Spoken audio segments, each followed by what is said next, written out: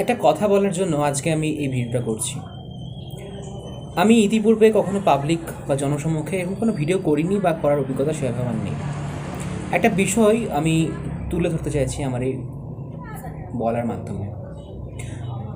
একটা জিনিস খুব বলতে ইচ্ছা করছে আজকে, যে জীবনের যে কোনো মুহূর্তে বা যে কোনো ক্ষেত্রে মানুষ সবসময় আমাদের পাশে থাকে থাকে ভালো করি, খারাপ করি, কিন্তু পার্থক্যটা হয় এইখানে, যখন ভালো আমরা করি তারা আমাদেরকে আঁকড়ে ধরে বা আমাদের আঁকড়ে ধরার চেষ্টা করে। কিন্তু যখন আমাদের জীবনে কিছু খারাপ পর্যায়ে আসে, কিছু খারাপ ক্ষেত্র আসে, কিছু খারাপ ধাপের মধ্যে দিয়ে আমরা যাই, তখনও মানুষ আমাদের পাশে থাকে, কিন্তু প্রচ্ছন্নভাবে থাকে, আমাদেরকে ব্যথা বেদনা দেওয়ার জন্য থাকে। একটু আগে একটা ফোন পেলাম, আমার একজন স্যার আমাকে বললেন, তুমি অনেকটা দেরি করে ফেলেছো। আমি অনেকটাই দেরি করে ফেলেছি। আমার মাঝে মাঝে মনে হয় যে আমি অনেকটাই দেরি করে ফেলেছি, কিন্তু কী বলে নিজেকে মোটিভেট করতে হবে, কী বলে নিজেকে ইন্সপায়ার করতে হবে, কীভাবে নিজেকে সামনের দিকে এগিয়ে নিয়ে যেতে হবে, তার উত্তর আমি রোজ খোঁজার চেষ্টা করি। কখনো ভিডিও বানাই এই আমার জানলার দিকে, কখনো ভিডিও বানাই বাইরে, কখনো ভিডিও বানাই ছাদে। জানলাটাই বেশিরভাগ সময় দেখা যায়। ভিডিও বানিয়ে আনন্দ পাই, শুধুমাত্র আনন্দ পাওয়ার জন্য এই ভিডিওগুলো বানাই।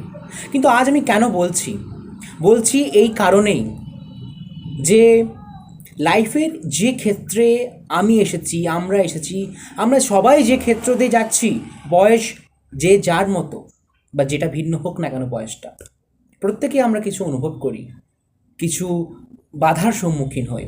কিন্তু একটা জিনিস আমাকে বারবার মনে করায় যে যখন ভালো সময় মানুষ ছিল, কিন্তু আজ তারা কোথায়? কিন্তু আজ একটু আগে যখন ফোনটা পেলাম আমার স্যারের কাছ থেকে, আমার মনে হলো হ্যাঁ, আমি সেই সময় ছিলাম কিছু, কিন্তু আজ আজ কোথায় আমি আজ পড়ি। তখনও যা মনোযোগ ছিল, আজও বোধহয় তাই আছে।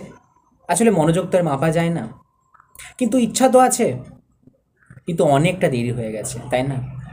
এই দেরি হয়ে যাওয়া, এই ছোট্ট ছোট্ট ক্ষতগুলো যখন প্রত্যেক দিন, প্রত্যেক মুহূর্তে, প্রত্যেক সময়ে আপনারই পাশের মানুষ আপনাকেই মনে করিয়ে দেয়, তখন কেমন লাগে, তাই না? প্রত্যেক মুহূর্তে আবার মনে রিস্টার্ট করতে হয়, নিজেকে রিজুভিনেট করতে হয়, নিজেকে ইন্সপায়ার করতে হয়, এরকমটা হাসি হেসে ইন্সপায়ার করতে হয়।